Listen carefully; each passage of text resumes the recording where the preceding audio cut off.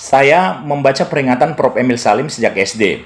Hari ini, saya menyaksikan sawit, tambang, dan banjir sebagai jawabannya.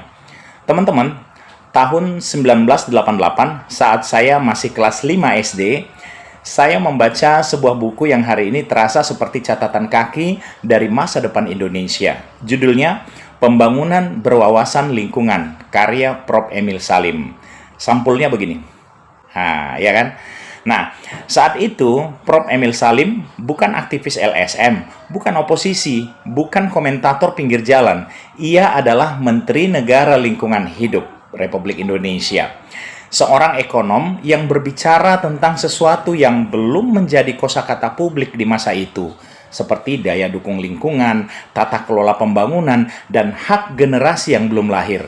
Bahkan dalam buku Pembangunan Berwawasan Lingkungan itu dapat disimpulkan sang guru besar yang pemerhati guru lingkungan itu menegaskan bahwa itu bukan sekedar buku, melainkan panduan negara ini untuk manifesto moral pembangunan, kemudian peringatan keras bagi negara dalam membuat kebijakan agar pengelolaan lingkungan harus melewati proses AMDAL yang ketat dan lebih mengutamakan pelestarian hutan ketimbang keuntungan ekonomi. Kemudian di buku itu juga merupakan warisan intelektual yang sayangnya sering diabaikan, di mana negara harus memikirkan hak hidup anak yang masih dalam kandungan, bahkan jaminan generasi masa depan, bukan untuk kepentingan sesaat. Itulah sebabnya saya sangat menyarankan agar Presiden wajib membaca buku ini dan menteri-menteri terkait dengan penyebab bencana Sumatera hari ini wajib baca buku ini. Ya, Menteri KLH, Menteri Kehutanan, Menteri Energi Sumber Daya Mineral, dan Menteri PUPR.